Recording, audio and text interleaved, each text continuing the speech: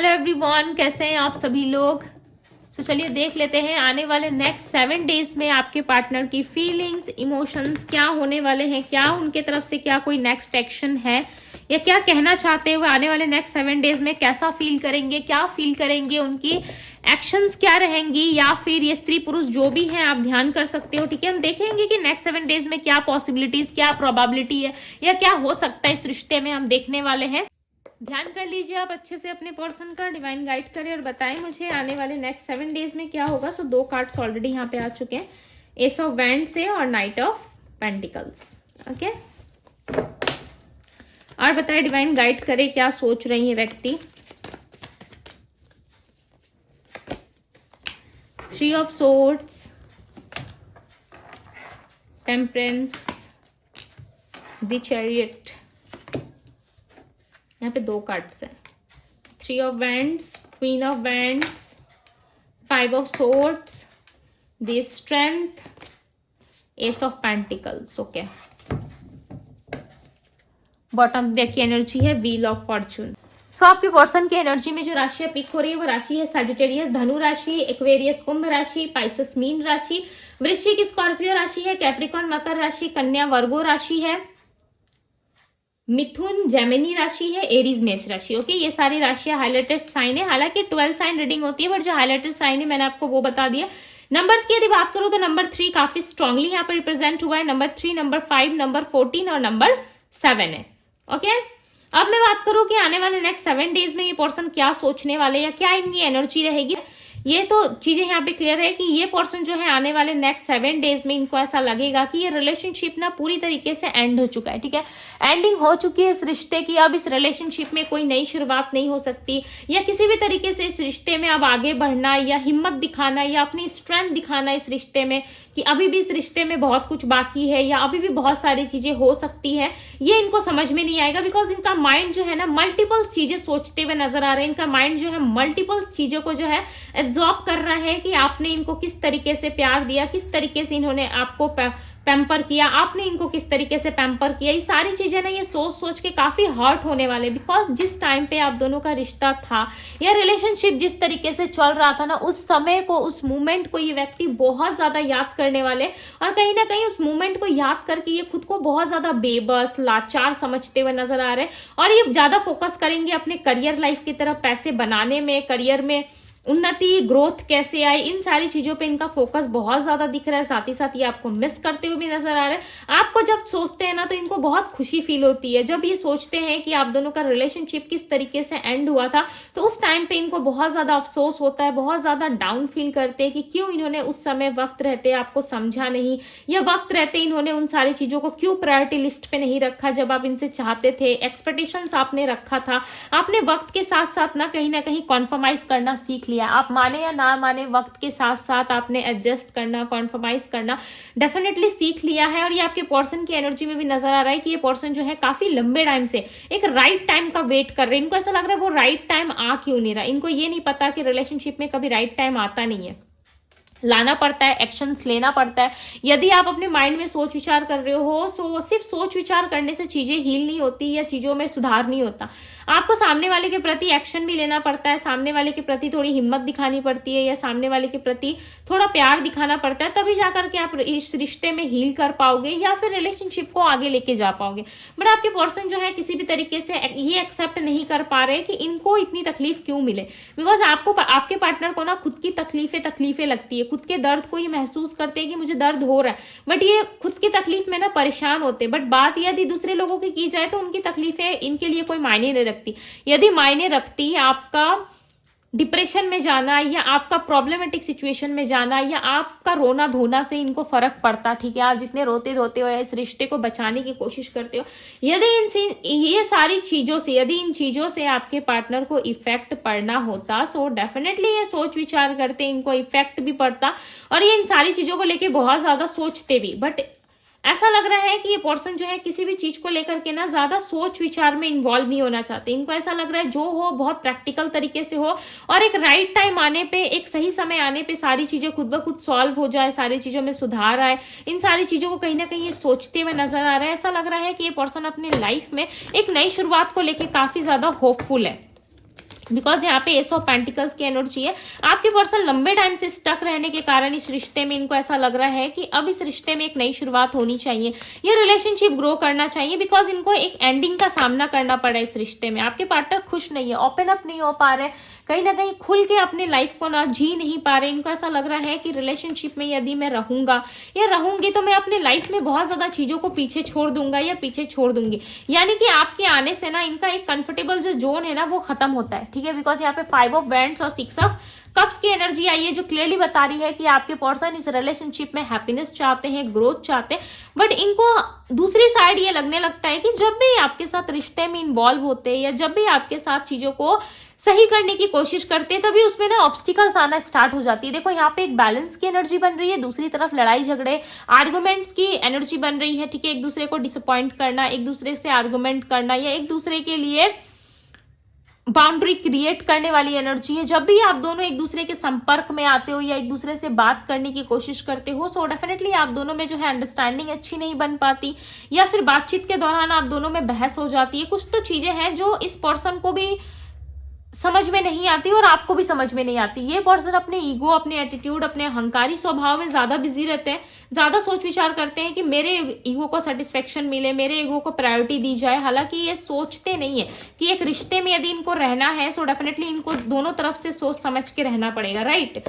देखो 10 of swords की energy इनकी एनर्जी में आने वाले 1 वीक में ना ये पर्सन काफी परेशान रहेंगे, इनको काफी ज्यादा प्रॉब्लमेटिक सिचुएशन का सामना करना पड़ेगा। इनको ऐसा लगेगा कि कोई भी व्यक्ति इनको समझने में सक्षम नहीं है या कोई भी इनका साथ नहीं देता, इनको सपोर्ट नहीं करता। जितना ये लोगों से एक्सपेक्टेशंस रखते हैं उतनी ज्यादा हर्ट होते हैं।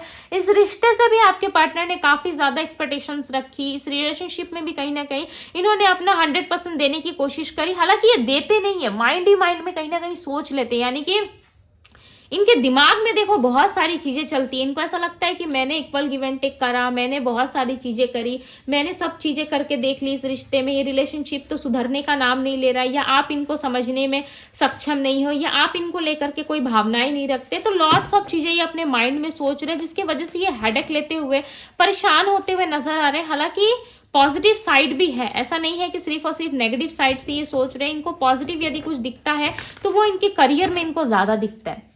इनको ऐसा लगता है कि करियर में बिजी रहो, राइट टाइम आने पे सब कुछ ठीक हो जाएगा, मुझे कुछ एक्शन लेने की जरूरत नहीं पड़ेगी, या सामने वाला खुद ही समझ जाएगा, मुझे ज्यादा समझाने की या मुझे ज्यादा सामने वाले को बोलने की जरूरत नहीं है, वो समझे तो खुद समझेगा, तभी हम दोनों के बीच में नई शुरुआत हो सकती है, तभी हम दोनों के बीच में नई शुरुआत हो सकती है, चीजें सही हो सकती है। सो ज्यादा से ज्यादा ना फोकस इनका देखो आने वाले टाइम में करियर पे ज्यादा दिख रहा है। टू बी वेरी ऑनेस्ट, मैं ऐसा नहीं कहूंगी कि रिलेशनशिप में ज्यादा फोकस है और रिलेशनशिप के पीछे भाग रहे, नहीं।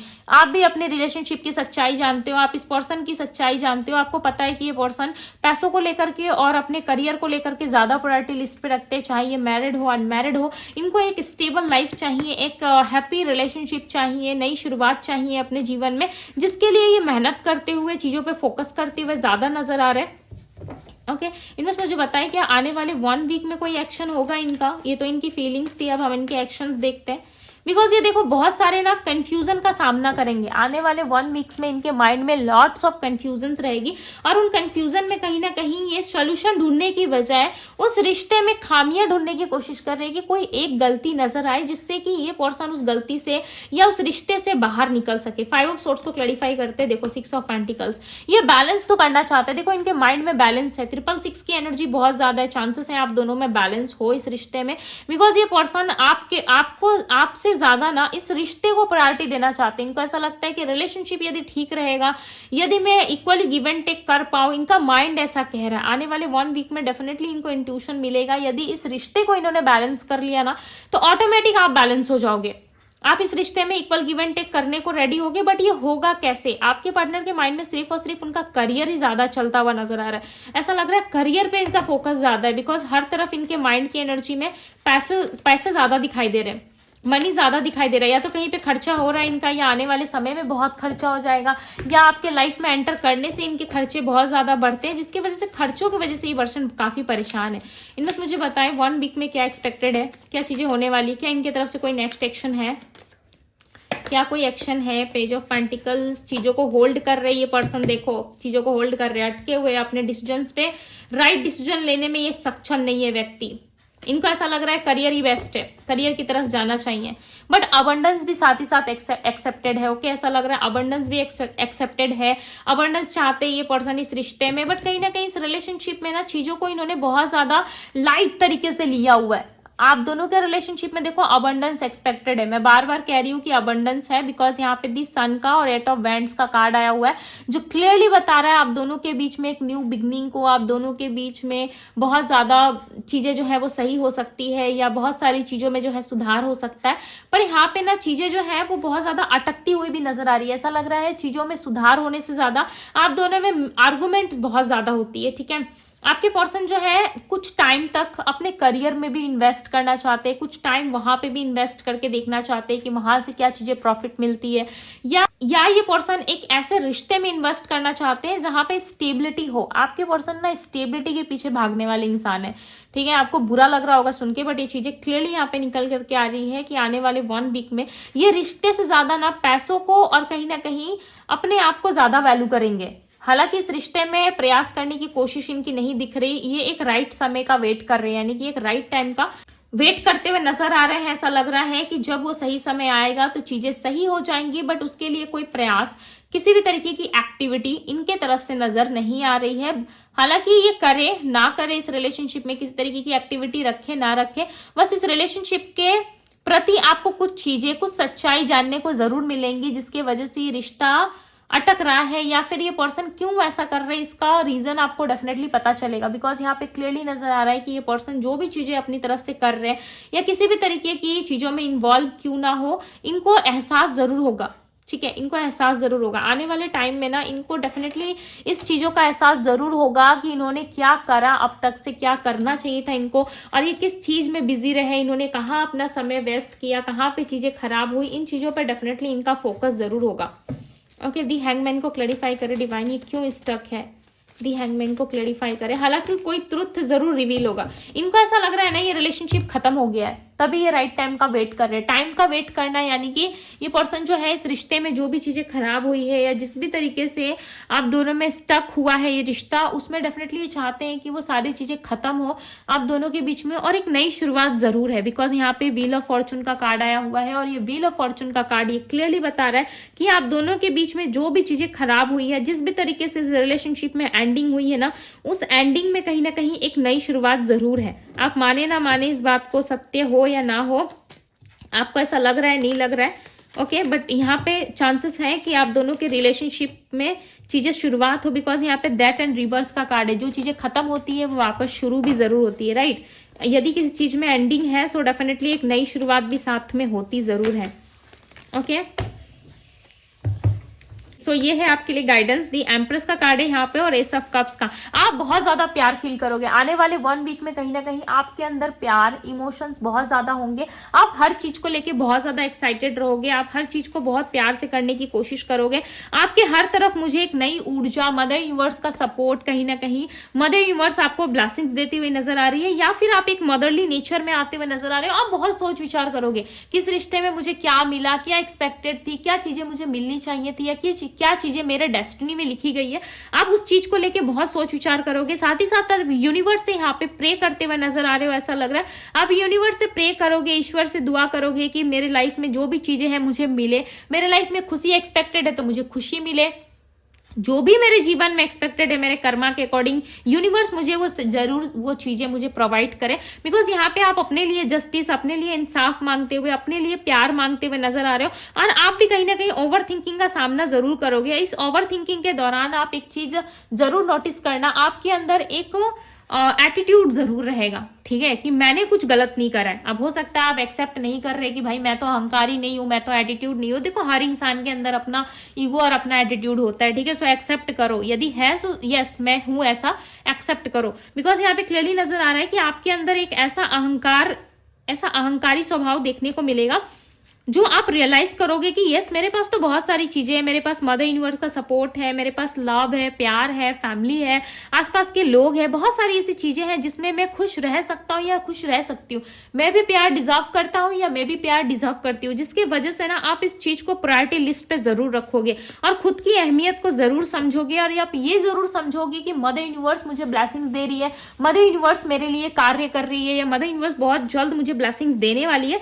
जिसकी वजह से ना आप इन सारी चीजों को जो है छोड़ने का प्रयास करोगे और अपनी लाइफ में ना पॉजिटिव चीजों की मांग करते हुए नजर आओगे। और साथ ही साथ आप जो भी चीजें आपकी लाइफ में घटित हुई है उन सारी चीजों को खत्म करके आप अपनी लाइफ में एक नई शुरुआत की उम्मीद करते हुए कहीं ना कहीं खुद को बहुत ज्यादा ब्लेस्ड मानते हुए ना आप चीजों को स्वीकारना स्टार्ट करोगे, ठीक है। और इस दौरान आपके अंदर एक पॉजिटिव जरूर चीजें क्रिएट होंगी जिसमें आपके अंदर एक अहंकार बनेगा कि भाई मैं सही हूं, मैंने इस रिलेशनशिप में, इस रिश्ते में अपना 100% दिया, तो फिर मैं क्यों गिव अप करूं या मैं क्यों किसी और के लिए अपने आप को नुकसान पहुंचाऊं या अपने आप को तकलीफ दूं। इसका तो कोई पॉइंट ही नहीं बनता, बिकॉज मैंने इस रिश्ते में बहुत ज्यादा इन्वेस्ट किया। अब सामने वाला इंसान नहीं समझ रहा या सामने वाले पर्सन को नहीं समझ में आ रही तो मैं कुछ नहीं कर सकता या नहीं कर सकती, ये सिर्फ और सिर्फ यूनिवर्स की ब्लेसिंग से होगा। अब आपके अंदर वापस से प्यार बिल्ड होता हुआ, वापस से चीजें सुधरती हुई आपके लाइफ में नजर आ रही है। सो यस, इस सिचुएशन में यदि आप स्टक हुई, यदि इस पर्सन को लेके आप परेशान हो, सो डेफिनेटली आप अपने लाइफ में कहीं ना कहीं क्लैरिटी जरूर प्राप्त करोगे। आपको ऐसा जरूर लगेगा कि यस मैं अपने लाइफ में बहुत सारी चीजें डिजर्व करता हूं या करती हूँ।